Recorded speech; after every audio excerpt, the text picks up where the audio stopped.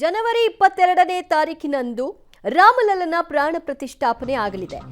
ಈ ಹಿನ್ನೆಲೆಯಲ್ಲಿ ದೇಶದ ಮೂಲೆ ಮೂಲೆಯಿಂದ ಪ್ರಭು ಶ್ರೀರಾಮಚಂದ್ರನಿಗಾಗಿ ಹಲವಾರು ವಸ್ತುಗಳನ್ನು ರವಾನಿಸಲಾಗ್ತಾ ಇದೆ. ಅದೇ ರೀತಿಯಲ್ಲಿ ಧಾರವಾಡದಿಂದ ಕುರುಬರ ಕಂಬಳಿಯನ್ನ ಉಡುಗೊರೆಯಾಗಿ ರವಾನಿಸಲಾಗ್ತಾ ಇದೆ. ಧಾರವಾಡ ನಗರದ ಕಮಲಾಪುರ ಬಡಾವಣೆಯಿಂದ ಈ ವಿಶೇಷ ಕಂಬಳಿಯನ್ನ ತಯಾರುಗೊಳಿಸಿ ಅದನ್ನ ರಾಮಲಲ್ಲನಿಗೆ ತಲುಪಿಸುವಂತಹ ಕೆಲಸವನ್ನ ಮಾಡಲಾಗಿದೆ.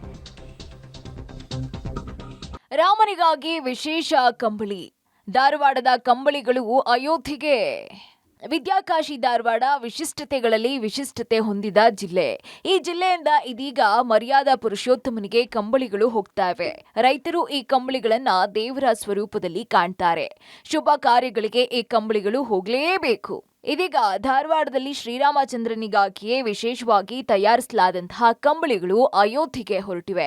ಧಾರವಾಡ ರೈತರ ಓಣಿ ಎಂದೇ ಕರೆಯಲಾಗುವಂತಹ ಕಮಲಾಪುರ ಬಡಾವಣೆಯ ಸುಭಾಷ್ ರಾಯಣ್ಣ ಅವರು 3 ತಲೆಮಾರುಗಳಿಂದ ಕಂಬಳಿ ಕಟ್ಟುತ್ತಾ ಬಂದಿದ್ದಾರೆ. ಇದೀಗ ಸುಭಾಷ್ ಅವರು ಅಯೋಧ್ಯೆಗೆ ಕಳುಹಿಸಲೆಂದೇ 2 ಕಂಬಳಿಗಳನ್ನ ಕಟ್ಟಿದ್ದಾರೆ. ಅಲ್ಲದೆ ಅವುಗಳನ್ನ ಕೇಂದ್ರ ಸಚಿವ ಪ್ರಹ್ಲಾದ್ ಜೋಶಿ ಅವರ ಮೂಲಕ ಅಯೋಧ್ಯೆಗೆ ಕಳಿಸಿಕೊಡುವ ವ್ಯವಸ್ಥೆ ಕೂಡ ಮಾಡಿಕೊಂಡಿದ್ದಾರೆ.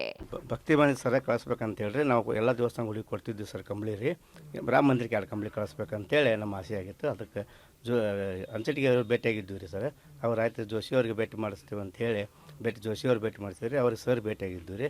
ಅವರು ನಾವು 2 ಕಂಬಳಿ ಕೊಡ್ಬೇಕಂತ ಹೇಳಿದ್ವಿ ರೀ. ಆಯ್ತು ರೀ ಮಾಡಿಸ್ರಿ, ಕಳಿಸೋ ವ್ಯವಸ್ಥೆ ಮಾಡೋಂತವ್ರಿ ಅಂತ ಹೇಳಿಸ್ತೇವೆ ಅಂತ ಹೇಳಿದ್ ಸರ್. ಈ ಕಂಬಳಿಗಳು 4 ಅಡಿ ಅಗಲ 10 ಅಡಿ ಉದ್ದ ಇವೆ. ಒಟ್ಟು 14 ಉಂಡೆ ಕುರಿ ಉಣ್ಣೆಯಿಂದ ಇವುಗಳನ್ನ ಸಿದ್ಧಪಡಿಸಲಾಗಿದ್ದು, ಕುರಿಯ ಸಣ್ಣ ಮರಿಯ ಉಣ್ಣೆಯಿಂದ ಅದನ್ನ ತಯಾರಿಸಲಾಗಿದೆ. ಅವುಗಳನ್ನ ಅಯೋಧ್ಯೆಗೆ ಕಳುಹಿಸಿಕೊಡಲಾಗುವುದು ಎಂಬ ಭರವಸೆ ಸಿಕ್ಕ ಮೇಲೆಯೇ ಸುಭಾಷ್ ಅವರು ಈ ಕಂಬಳಿಗಳಿಗೆ ಕರಿ ಕಟ್ಟಿದ್ದಾರೆ. ಯಾವ ಹೆಸರಿನ ಮೇಲೆ ಕರಿ ಕಟ್ತಾರೋ ಆ ಕಂಬಳಿಗಳು ಅದೇ ಕೆಲಸಕ್ಕೆ ಬಳಸಬೇಕು ಅನ್ನೋ ಪ್ರತೀತಿ ಕೂಡ ಇದೆ. ಕರೆ ಕಂಬಳಿ ನಾವು ಸ್ವಲ್ಪ ಮರಿ ಉಣ್ಣಿದ ಸಣ್ಣ ಮರಿ ಉಣ್ಣಿದ ಕಂಬಳಿ ಮಾಡಿಸಿ ಕರಿ ಮಾಡಿ ಕಂಬಳಿ ಕರಿ ಕಟ್ಟಿಸಿ ಕಳಿಸ್ಬೇಕನ್ನೋದು ಆಸೆ ನಮ್ಗೆ. ಓಪನಿಂಗ್ ದಿನ 22ಕ್ಕೆ ಹೋಗಿ ಮುಟ್ಟ ಮರಿ ಉಣ್ಣಿದ್ ಮಾಡಿಸಿದ್ರೆ ಚೊಕ್ಕ ಮರಿ ಉಣ್ಣಿದಿರ್ತಾರೆ. ಒಟ್ನಲ್ಲಿ ಧಾರವಾಡದಿಂದ ಅಯೋಧ್ಯೆಗೆ ಕಂಬಳಿಗಳು ಪೂಜೆಗಾಗಿ ಹೊರಟಿವೆ. ಧಾರವಾಡದ ಹಿರಿಮೆ ಹೆಚ್ಚಿಸದೆ. Javed ಅಧೋನಿ, public TV, Dharwad.